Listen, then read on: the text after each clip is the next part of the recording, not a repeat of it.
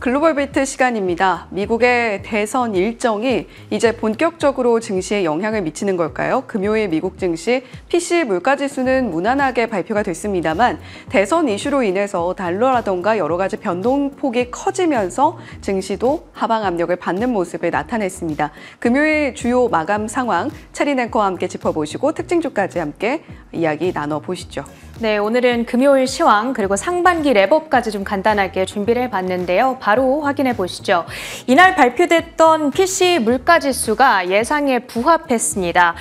연준이 금리 인하를 예상대로 단행할 수 있겠구나라는 기대감이 나타나면서 증시도 초반에는 이렇게 상승으로 출발을 했습니다. 특히 나스닥 지수가 장 초반에 18,000포인트 선을 처음으로 터치를 하면서 장중 사상 최고점을 기록했었는데요. 그렇지만 결국에는 이렇게 반락을 한 채 거래를 마무리했습니다. 증시가 상반기에 워낙 많이 올랐다 보니까 하반기에 과연 강세를 이어갈 수 있을 것인가 여기에 대한 의문이 지금 많이 모여있는 상황이고요. 그러다 보니까 증시가 이렇게 올랐을 때 매도하고자 하는 심리가 많이 나오고 있는 것으로 해석하고 있습니다. 자, 이날은 상반기의 마지막 거래일이었던 만큼 3대 지수의 연초 대비 상승률도 한번 확인을 해볼 텐데요. 자, 가장 위에 있는 하늘색 선이 나스닥 지수의 상승률이 되겠습니다. AI 붐이 증시 상승을 주도했던 만큼 나스닥 지수가 19.4% 가장 아웃퍼폼하는 모습이었고요. 그 아래가 S&P 500 지수의 그래프가 되겠습니다. 14.5%로 나름 상당히 양호한 흐름을 보여줬고요. 가장 아래가 다우 지수가 되겠습니다. AI 수혜주들의 비중이 상대적으로 적다 보니까 다우 지수의 상승률은 3% 정도로 제한되는 점 우리가 확인해 볼 수가 있겠습니다. 자, 그런데 이 정도 오른 거면 예년과 비교했을 때 얼마나 강했던 것일까 잘 감이 안 오실 수도 있습니다. 이 자료를 보시면 조금 더 감이 오실 텐데요. 1953년부터 올해까지 증시 상반기의 상승률을 전부 다 모아서 보여주는 막대 그래프가 되겠습니다. 물론 여기 2024년 올해보다 더 강했던 해들도 있습니다. 하지만 이 88년의 역사 평균치를 산출해 보면은요, 이 평균 상승률이 4.72%에 불과했다는 점을 확인할 수가 있습니다. 따라서 올해 상반기에는 예년과 비교했을 때 증시가 10%포인트 더 아웃퍼폼했구나라는 점을 알 수 있습니다. 자, 이번에는 히트맵을 열어서 금요일장 섹터와 종목별 분위기 확인해 보겠습니다. 이날은 상반기에 많이 올랐던 빅테크주들을 중심으로 차익 실현 매물이 출회했습니다. 엔비디아의 경우에는 이틀째 압박을 받아갔습니다. 0.4%의 하락세를 나타냈고요. 시총 1위, 2위인 마이크로소프트와 애플 나란히 1%대의 약세를 기록했습니다. 애플의 경우에는 중국 내 아이폰 판매량이 지난달 크게 회복한 것으로 나타났습니다. 이 아이폰의 5월 출하량이 전년 동기와 비교했을 때 40%나 늘어난 것으로 집계되고 있는데요. 3달 연속 증가세를 기록했습니다. 자, 그럼에도 불구하고 주가는 이렇게 하락세를 나타냈죠. 이 같은 수요 회복은 가격 할인 이벤트에 의존한 것이다 보니까 주가로의 영향은 조금 제한되는 형태였습니다. 자, 그런가 하면 지난주 처음으로 시가총액 2조 달러를 달성했던 아마존 연일 최고가 수준을 높여가더니 이날은 2.3% 하락으로 거래를 마쳤습니다. 그래도 시총 2조 달러 선은 좀 간신히 지켜낸 채 거래를 마감했습니다. 같은 이미 소비재 섹터 내에서 테슬라도 볼 텐데요. 강보합 수준에서 거래를 마쳤습니다. 특히나 장 초반에는요. 200달러 선을 돌파하는 반가운 흐름이 좀 나타나기도 했었는데요. 이번 주 테슬라의 경우 챙겨보셔야 할 중요 이슈는 2분기 인도량 발표가 예정되어 있습니다. 테슬라는 보통 새로운 분기의 두 번째 날에 분기 인도량을 발표하고는 하는데요. 따라서 이번 주에는 7월 2일 현지 시간 화요일이 되겠습니다. 되겠습니다. 예상을 웃돌 거다라는 기대가 나오고 있는 만큼 주가로의 영향 체크를 해보셔야겠습니다. 같은 이미 소비재 섹터 내에서 이날 가장 특징적인 종목으로는 나이키를 꼽아볼 수가 있겠습니다. 20%의 폭락으로 진행이 됐는데요. 지난 23년 동안 나이키의 주가가 이렇게까지 빠졌던 경우가 사실 없습니다. EPS는 비트였는데 매출이 미스였고요. 특히나 매출 성장세가 꺾였다는 점이 불안감을 자극했습니다. 이 성장 둔화의 주된 이유는 북미 지역 그리고 중국 내에서의 수요가 약화되고 있다라는 점을 들었는데 쉽게 말해서 나이키 제품에 대한 인기가 조금 시들해지고 있는 사인이 나타나고 있습니다. 자, 그렇다면 이번에는 히트맵의 설정을 연초 대비 상승률로 바꿔보도록 하겠습니다. 이 상반기의 흐름이 되겠는데요. 자, 보시면 지수 자체가 강했던 만큼 전반적으로 초록불을 켜주고 있습니다. 그리고 빅테크주들의 강세가 두드러지는데요. 엔비디아의 경우에는 150%의 급등으로 진행됐음을 확인할 수가 있습니다. 여기에 있는 500개 종목을 통틀어서 상반기 상승률 2위를 엔비디아가 기록을 하게 됐습니다. 자, 그렇다면 엔비디아보다도 더 잘 나간 종목이 하나 있다라는 건데 그 종목은 바로 이쪽에 위치하고 있는 슈퍼 마이크로 컴퓨터가 되겠습니다. SMCI의 주가는 상반기 188%의 급등으로 상승률 1위를 기록을 했습니다. 또 한 가지 특징적이었던 점은요. 상승률 3위와 4위에는 유틸리티 주들이 포함되어 있었다라는 건데요. 이 종목명은 비스트라 에너지 그리고 컨스텔레이션 에너지 그룹이 되겠습니다. 각각 120% 그리고 70%의 급등세를 나타냈는데요. AI 붐에 따른 전력 공급의 필요성이 부각되면서 간접 수혜주로 주목을 받았습니다. 그 외에도 마이크론 그리고 일라이릴리가 50%대의 급등세를 나타내면서 상승률 탑 10 종목에 선정이 됐습니다. 자, 반대로 많이 떨어졌던 종목들도 봐야겠죠. 조금 더 보기 쉽게 정리를 해봤습니다. 다음 화면 보실까요? 자, 시총 상위주들 가운데 가장 많이 빠졌던 종목들을 정리해 봤는데요. 테슬라의 경우에는 잘 아시다시피 전기차 수요 둔화, 인도량 부진, 그리고 대규모 인력 감축을 지속적으로 감행하면서 YTD 하락률이 20%를 기록을 하고 있습니다. 자, 그런데 하반기에는 좀 다른 흐름이 나타날 수도 있지 않을까 하는 기대감이 있습니다. 8월 8일 로보택시를 공개하고 또 FSD와 관련해서 조금 더 추가적인 업데이트 내용들을 공개해 줄 것으로 기대가 되는데요. 이것이 주가의 모멘텀으로 작용해 줄 수 있을지 지켜보셔야겠습니다. 다음으로는 인텔입니다. 삼성전자를 추격하기 위해서 뒤늦게 파운드리 사업에 뛰어들었지만 1분기에 대규모 적자를 기록했었죠. 그러면서 4월에 주가가 좀 큰 폭의 급락세를 나타냈었고요. 그 이후로 좀처럼 회복을 하지 못하고 있는 상황, 제자리 걸음을 계속하고 있습니다. YTD 하락률은 38.4% 기록을 하고 있습니다. 다음으로는 보잉입니다. 올해 1월에 발생했던 문짝 사고, 그 이후로 잇따라 발생했던 사고, 그리고 그로 인한 생산 차질, 인도 지연으로 인해서 보잉의 주가는 30% 정도 내리막길을 걸어가고 있다는 점 확인해 볼 수가 있었고요. 그리고 마지막으로는 나이키가 되겠습니다. 사실 지난 금요일 전까지만 하더라도 이 나이키의 연초 대비 상승률은 11% 정도에 불과했습니다. 나름 나쁘지 않은 흐름을 나타내고 있었는데 이렇게 23년 만에 최대 폭락을 나타내다 보니까 YTD 하락률이 30%로 늘어나게 됐고요. 그러면서 상반기 하락률 상위 종목에 이름을 올리게 됐습니다. 이렇게 오늘은 지난 금요일 시황과 함께 상반기 랩업을 해봤고요. 주목해볼 만한 외신 소식도 이어서 확인해 보시죠. 네, 나이키가 상반기 동안 많이 빠졌네요. 이런 흐름들을 살펴볼 때 미국의 소비가 어떻게 흘러가고 있는지 특히 계속해서 하반기에도 주목을 해보셔야 되겠습니다.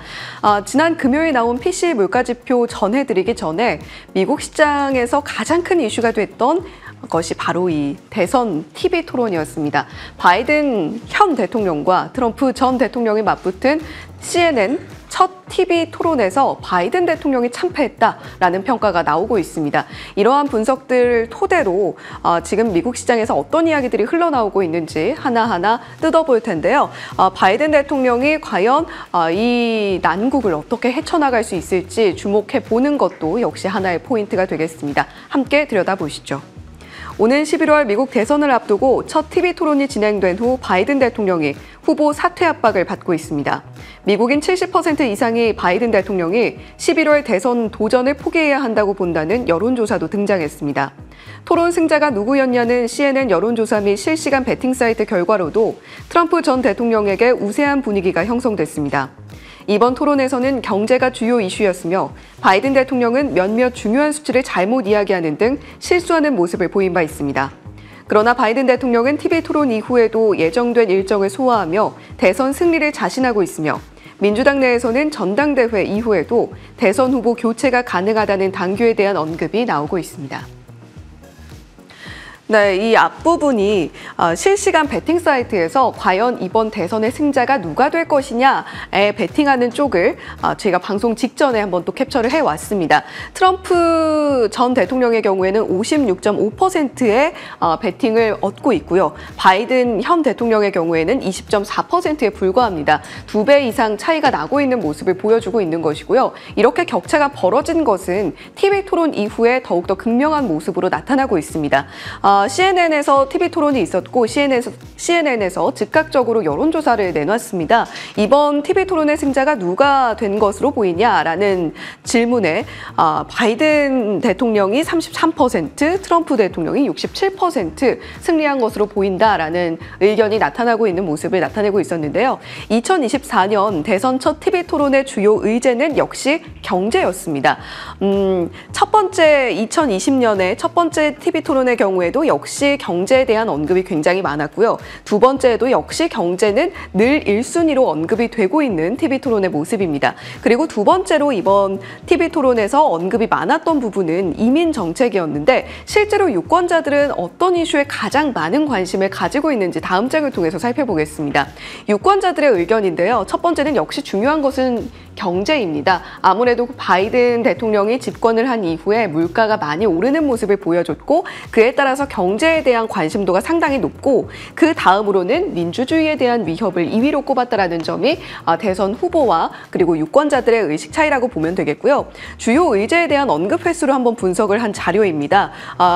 이렇게 살펴보니까요. 2000년대부터 2024년에 이르기까지 상당히 경제에 대한 언급이 많았던 해는 2008년도입니다. 아무래도 경제 위기가 미국을 지배했던 한 해였기 때문에 400회 넘는 언급이 있었다면 이번에는 200회 조금 못 미치는 언급이 있었다라는 부분 체크해 보시면 좋겠고요. 이민 정책에 대한 언급도 200회 조금 못 미치게, 헬스케어에 대한 언급도 꽤나 많았습니다만 역시 경제와 이민 정책을 압도하는 수준은 아니었다라는 부분 체크해 보시면 좋겠습니다.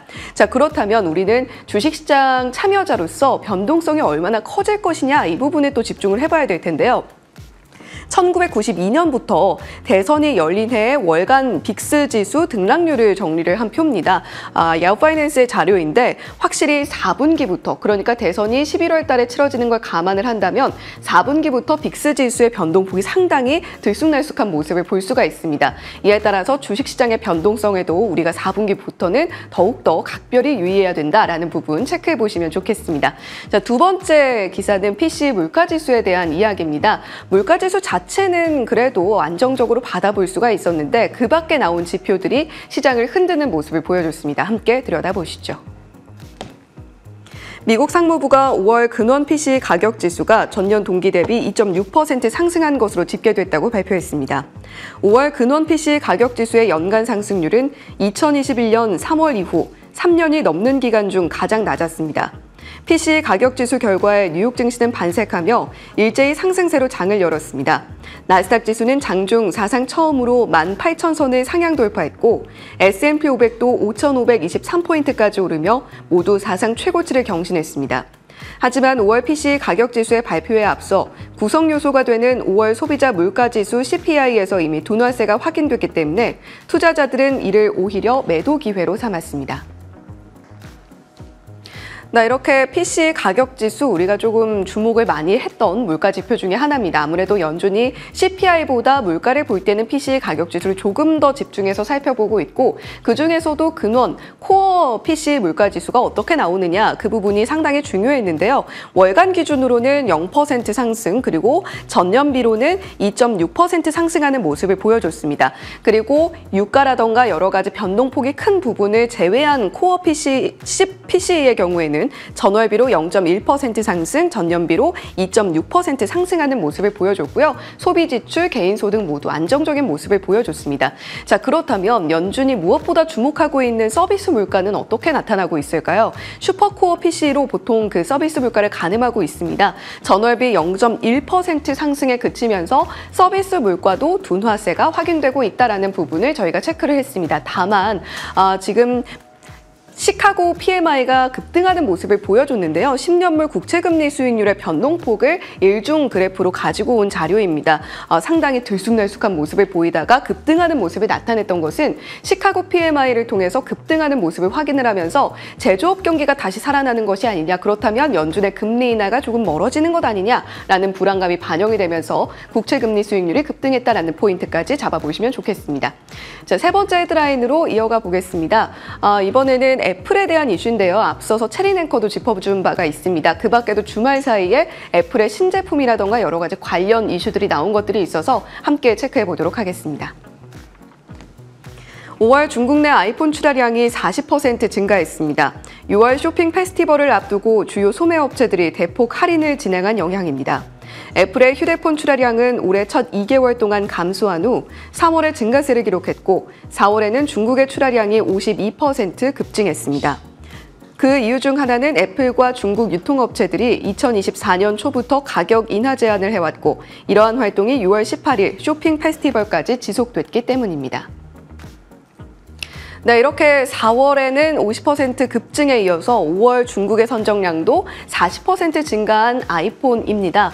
이렇게 그래프로 살펴보면 지난해와 올해의 차이가 극명하게 나타나고 있는데요. 서서히 반등세를 보여주고 있고 2023년보다 확실히 큰 폭의 감소세를 보였던 1월 출하량 그리고 2월에는 그보다는 좀 낮기는 했지만 역시 2023년에 비하면 상당히 부진한 모습을 보였던 2월의 모습입니다. 그런데 3월부터 2023년의 출하량을 앞지르기 시작하더니 4월에는 더 큰 폭으로 이런 모습을 나타내고 있는 건데요. 다음 장 이어서 살펴보시면 비전 프로도 이제 중국 판매를 개시를 했습니다. 물론 비전 프로에 대해서는 아직까지도 조금은 의구심 섞인 시선이 여전히 자리하고 있습니다만 그럼에도 불구하고 이러한 부분들 역시도 애플의 매출에 영향을 줄 수 있기 때문에 체크해 보시면 좋겠고요.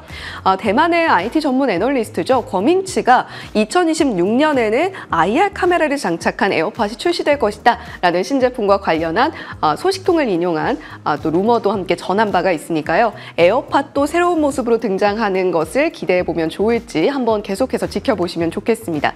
자, 마지막으로 유가와 금, 비트코인 가격 함께 짚어보겠습니다. 유가는 소폭 하락하기는 했는데요. 2분기 동안 다시금 80달러 선 위쪽으로 올라오는 모습으로 거래를 마치는 모습 보였습니다. 82.54달러 선에서 지난 금요일 거래 마쳤고요. 비트코인과 이더리움 가격 1%대 오름폭 보여주면서 비트코인이 6만 1,000달러 선 회복했습니다. 금 가격과 은 가격, 구리 가격 조금 다르게 움직였습니다만 금 가격 약보합권에 그치면서 2,320달러 선에서 거래 마치는 모습 저희가 확인할 수 있었습니다. 글로벌 비트 전해드렸습니다.